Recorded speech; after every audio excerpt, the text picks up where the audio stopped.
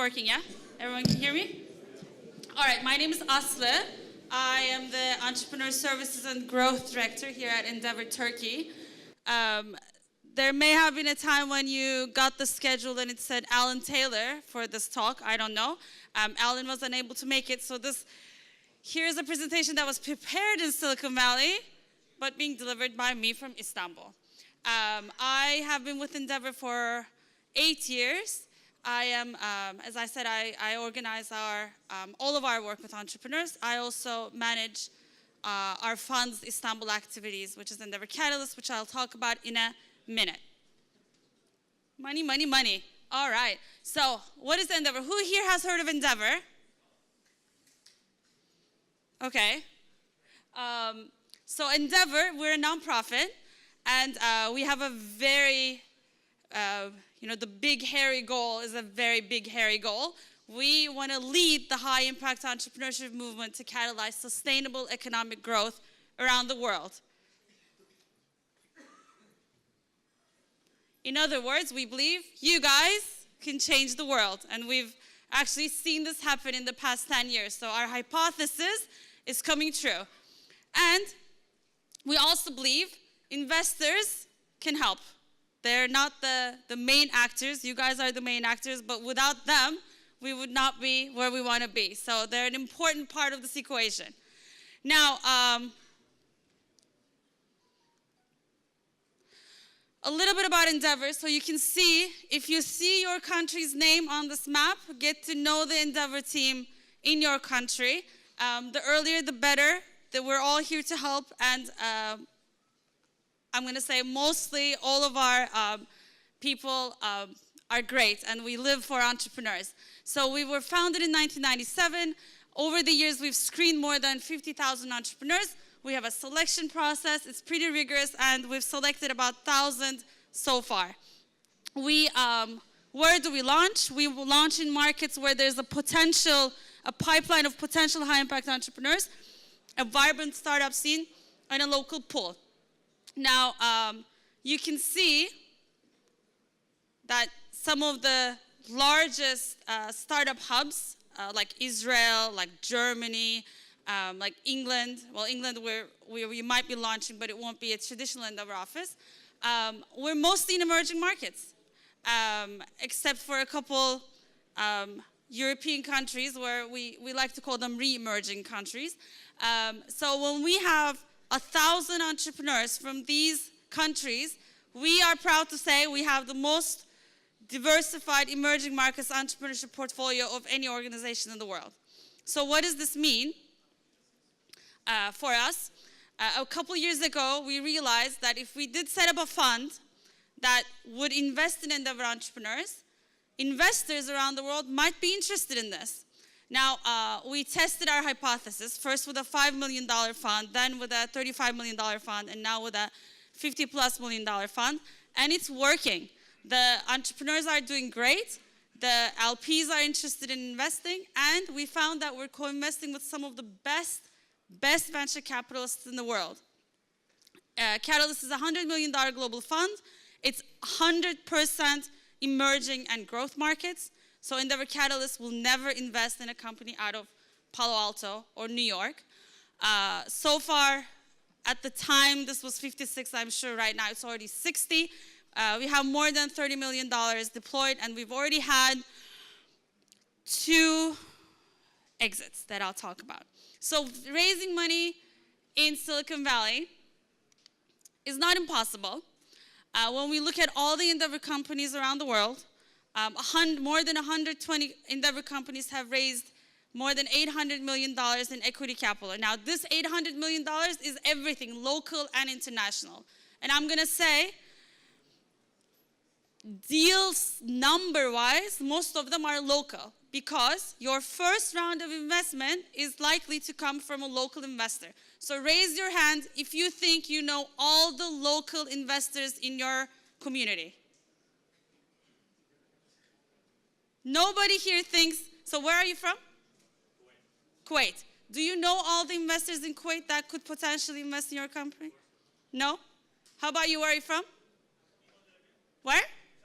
Saudi Arabia. Do you know all the? No. So First homework, get to know your own community and all the investors that could today or one day invest in your company, because that's where it's going to start, right? And this is easy because, first of all, Saudi Arabia, there's an Endeavor office, so if you get to know them, you can attend their events, you'll get to meet the investors. But what happens is, when we look at the investing life cycle, obviously your first rounds are going to come from local investors. Why? Because somebody sitting in New York is not very likely to go all the way to Saudi Arabia to write a $100,000 check. There are exceptions, but probably this won't happen. Same thing probably goes for your Series A round. If you want $500,000, you're better off going to a local investor. When you go to that local investor, though, make sure that they are the local investor that has the best ties to the international community. Because what we're seeing, and I think we'll talk about this in a little bit more, you cannot run a company out of Saudi or Kuwait and go around the world and meet all the investors. If you have the right local investor, it's their job to get to know every single person they could potentially co-invest with. So when we say we think investors can help change the world, it's one of our main activities is to create an investor network around the world so that investors in Saudi, investors in Turkey, investors in Jordan get to know each other. They get to know their counterparts in Palo Alto so that they can do deals together, right? So what are we seeing? You may know some of these companies. If you're from the region, maybe you know Fetcher. Satellogic we're very strong in Latin America, so some of these companies are out of Latin America. Yemek Sepeti, who here has heard of Yemek Sepeti? So Yemek Sepeti is a Turkish company. It's a meal delivery. Well, it used to be a startup founded in 2001. A couple years ago, it sold to Delivery Hero for about $600 million. And the General Atlantic round for $44 million was the last venture capital that they raised. So it is possible to raise money in every single market if you're good. It is possible to then go on to raise money from all of these amazing investors if you're good and have the right network. And we're seeing that average time to close a round is 6 to 9 months. Why is this important? If you need the money today, you cannot start raising today. You need to have started raising 6 to 9 months before. So it's very, very important, obviously, to monitor your cash flow, your burn rate, your run rate very closely, because otherwise you find yourself very desperate, and when you're desperate, you tend to not make the best deals. Okay, and so we're happy to say VC is becoming more global. Most of these funds for entrepreneurs are household names, and we've all co-invested with them, which means they've all co-invested in an emerging market. Now, the good news is, yes, they are investing in your markets. The not so good news is probably not until you raise $5 million.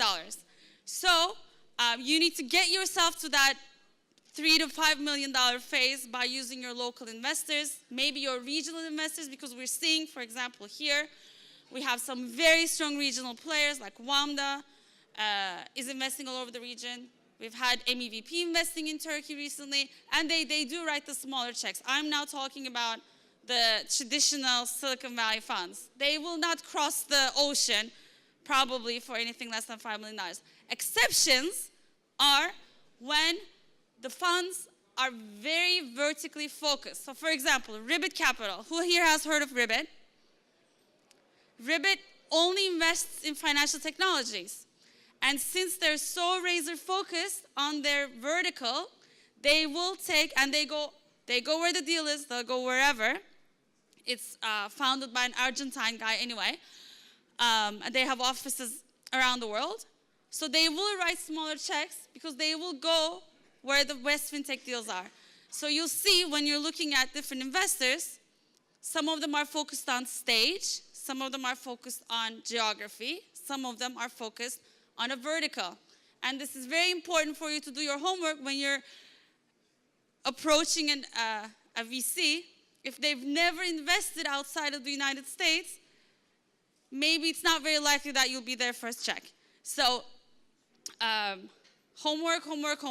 And we're seeing, for example, IFC has been quite active in Turkey. They have a mandate. So these kind of funds like the EBRD, IFC, I think there's a LatAm version, I'm sure there's a Middle East version.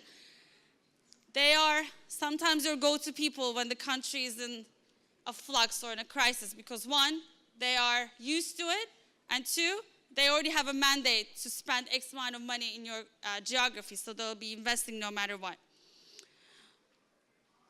So for sporting events, it's sold to a British company called Perform Group for almost, again, $100 million. These companies have never had any funding. Part of it was because of conjecture, because 10 years ago in Turkey, you really didn't have venture funding, so you didn't have any other way to grow than to figure out a way to be sustainable without the VC. But we're seeing that capital efficiency is always very, very important, and it's always a plus. If you're able to do more with less money, first of all, it shows that you're a more resourceful entrepreneur, and at the end, you'll have more of your company. I actually just read this morning about, I guess, Stitch Fix is filing for an IPO. It only raised $45 million of VC money in its lifetime, and it's already at $1 billion in revenue. So think about capital efficiency. And usually e-commerce companies have raised a lot more to get to not even that much revenue. Principle of good dilution, especially in emerging markets, many times we see very screwed up cap tables. A lot of the times early investors want to take a good chunk of your company. This is changing because I think we're converging into sort of like global values of what happens at a seed stage and angel stage. So it's much harder, I think, compared to 5 years ago for an angel to come and say, I'll take 50%. But this is very important because running a startup and raising money, it's a marathon, not a sprint, right? So always you have to be thinking about the next steps. Every time you raise money and every time you get diluted, that means you have less to work with for the next round. I'll talk a little bit later about, on average, how many rounds it takes for you to get to $1 billion. Well, it's 5. So 5 rounds of financing, it means you're getting diluted at each stage, and you have to always be at a place as an entrepreneur where your stake in the company is worthwhile for you to be in that company. So you don't ever want to feel like an employee. You always feel like an owner. Obviously, get the best mentorship and trust, and more than the money. So I'm going to lump these two in. We're all looking for smart money. That's why you need enough time to raise money so that you have enough time to talk to all the best candidates. And obviously, you need to look at the investor as, not only can they give me money, but will they help me get to the next stage. We've seen times where entrepreneurs have agreed to slightly lower valuations to be able to get money from an investor that will also provide them with a lot of strategy, business development, maybe geographical knowledge. Lines, not dots. Who wants to tell me what this means? Investors invest in lines and not dots. Anybody? Okay, so when you meet an investor today, so maybe in the next room you'll meet an investor as one of your mentors. Yes? Great, so yes. So one, you have to show them a rising trend, right? They want to see traction. And so they meet you today. It's T0. It's a dot in their timeline. What are they most likely to tell you? Let's talk again in a couple months. Because they've met you now. They have a picture. They want to see how you're going to do. So you have this conversation, and probably part of the conversation is you telling them, well, in 6 months, we aim to reach these many users, or we aim to do this. So they need to know if you're able to deliver on what you're saying. So what does this mean for you? Even if there may be an investor in there who's investing at a slightly larger stage than what you're looking at right now, meet them anyway. Make sure you tell them that you know that this is not the appropriate stage, but you wanted to meet them anyway, introduce yourselves so that you can keep in touch and they can keep watching you. They like to do that. They want to build long-term relationships. They want to get to know you. Getting an investor is like getting married, but getting rid of an investor, I think, is harder than getting a divorce. So you have to know who you're, getting into the house with. It's a long-term partnership, as I said, and staged financing, right? No-brainer. You need this much money to get you to this milestone. Only raise that much money. If you raise more money, you'll get diluted, and you don't know, maybe next round you'll have overperformed, and maybe you'll get a better valuation. There are exceptions. If you live in Turkey like I do, and the country is, is on a roller coaster, and you find slightly more money than you're looking for, there may be a time when it's wise to accept it, because you don't know what's going to happen maybe next year. So there are two, sometimes, like when the valley, when the talk of bubble becomes very salient, and everybody's like, oh, we're in a bubble, then people start saying, if you find the money, take the money, because you don't know if it's going to be around. These are mostly the people who've been through that sort of like the boom and the bust. But usually the rule of thumb is to figure out how much money you need for the next 18 to 24 months, raise that much money, and so as you're getting close to running out of money, maybe 6 to 9 months before, you go and raise your next round. Here's the funnel. So this is, the thing is, most of the data that we look at is based on American data, right? So it's a more mature market than most of our markets. The valuations are very high right now, so look at American data with a grain of salt. Don't ever take the American data and take it to your local investor and be like, well, this is the average valuation for a seed stage company in the valley, because they'll laugh at you. Every country obviously has its own drivers. But what's important here is about half of the companies that raise a seed round go on to raise a second round. About 37%, so they're either dead or self-sustaining. The data doesn't tell us which ones are dead and which ones are self-sustaining, which I think is actually an important thing to know. But we all know that this is, it's a hard process. So your chances of getting to $1 billion probably means about 5 rounds of investment, and you need to think ahead about dilution, because by the time you get to the 5th round, you don't want to have lost everything. Again, what we've seen, and I can't emphasize it enough, best entrepreneurs can raise equity capital in almost every market. Now, if you've been following Turkey for the past 18, 20 months or so, it's been quite rocky. But when we look at our investment data, in the first half of 2017, $36 million was invested in 63 funding rounds. And this was actually the best first half since 2010. Politically and economically, you could say this was the worst first half since 2010. But investing-wise, in VC, it's been the best. Why? Because there's a pipeline of entrepreneurs. There's people with money. Everybody wants to get involved in a good deal. Now, out of this 36 million, $15 million was to a single company called EasyCo. Has anybody heard of EasyCo? Almost as many as the Yemek, which is great. So EasyCo, they're a payment company. They're sort of the Stripe of Turkey. They're doing great. They started raising their money in 2016. They're great, very professional entrepreneurs. They did everything right. They had enough runway. They got many, many term sheets. Everything is going great. July 15th, they, I think, had about 6 term sheets sitting on their table. The night of July 15th, there's an attempted coup in Turkey. On Monday, they come to the office. Everything has changed. They ended up getting investment from Vostok, which invests mainly in emerging markets.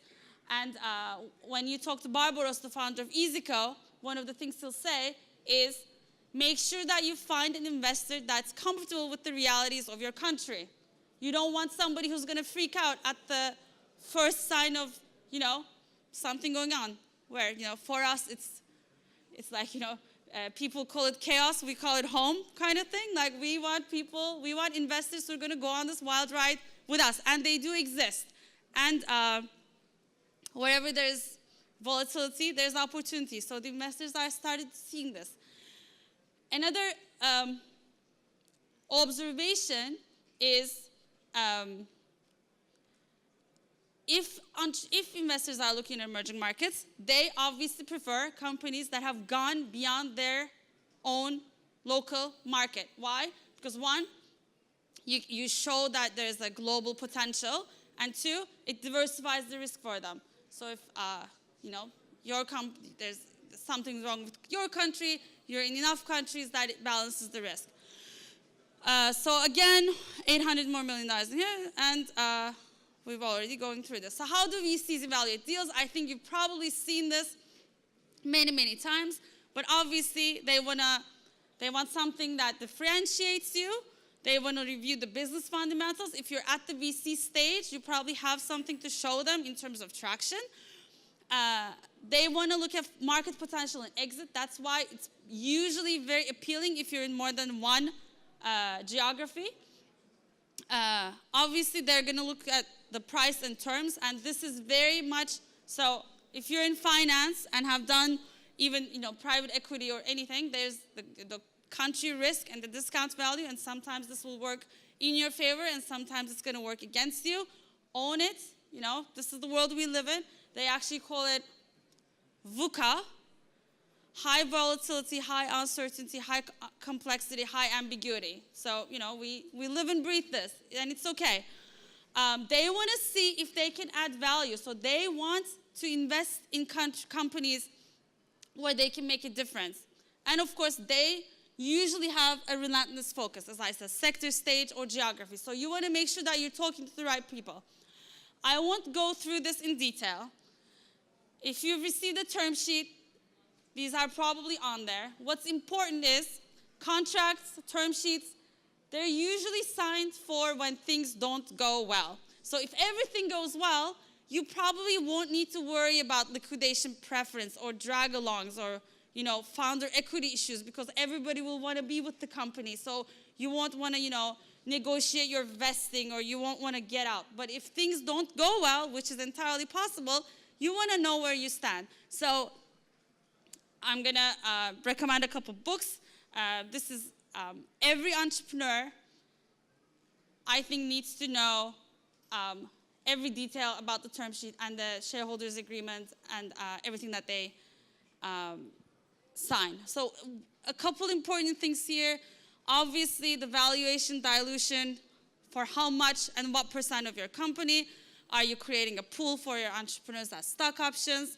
Liquidation preference, what happens when you sell the company? Now, if the sale is a good sale and if everybody's happy, you won't have to worry about these. But if you end up selling maybe at a lower valuation than what you raised, then these things become very important, because everybody wants to get the money they put in plus more.